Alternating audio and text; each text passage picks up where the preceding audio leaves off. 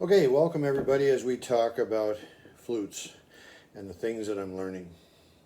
You know, Chichi Rodriguez was a professional golfer, and if you've never heard of him, his name is Juan Antonio Rodriguez, nicknamed Chichi, still living. He won 8 PBA championships. He's 5'7", weighs 150 pounds, and you would think that he would be as orthodox as everybody else out there on the course. But you watch Chi-Chi swing a club. He had it out there like a baseball bat. And he would take swings at the ball, and he did tremendously in professional golf. He wasn't orthodox in his approach. I'm going to flip over to Ian Anderson, Jethro Tull. Very unorthodox in his approach. Folks do what they do the way they do it because they do it that way. I've got 2 flutes in front of me. Kind of hard to miss, right? The biggest difference, I mean, other than price point and manufacturer, the difference between the two that I'm trying to isolate today is the holes. So here I have a flute that has no holes. Here I have a flute that has holes. I've only been blocking, or maybe I should think about it, you know, this is about glass half empty, glass half full, right?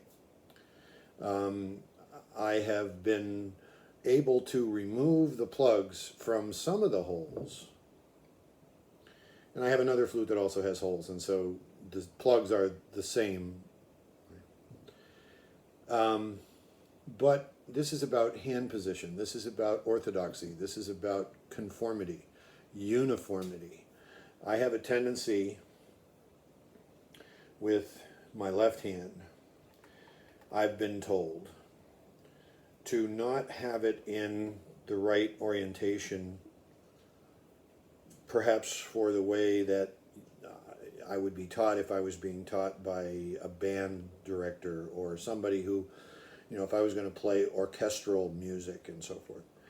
And so as a result of the way my left hand is on the flute, sometimes, for example, the ring finger plug, the hole with the plug in it, I tried taking it out, and I found that I wasn't always reaching. Of course, it would take practice, and I'll continue to practice, and wouldn't it be great if I could finally get to the point where I didn't need any of the plugs, and I could play it without the plugs. But the plugs are there, and I love that they're there, and I'm glad that I can do that. So orientation-wise, I create a problem for myself with particularly that ring finger plug.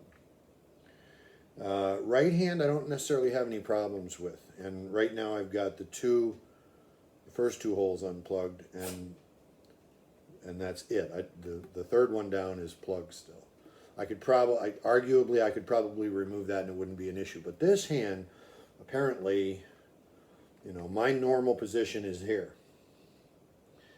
But you can see the problem that introduces.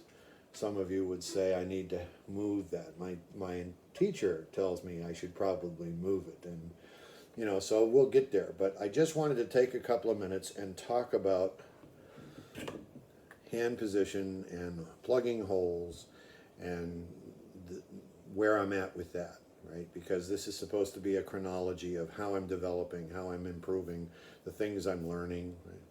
By the way, based on the last video, I told you how I cleared the hair out of here because when I have the flute against my face, I didn't like the feel of the hairs pinching underneath here while this laid against my lip or against my chin.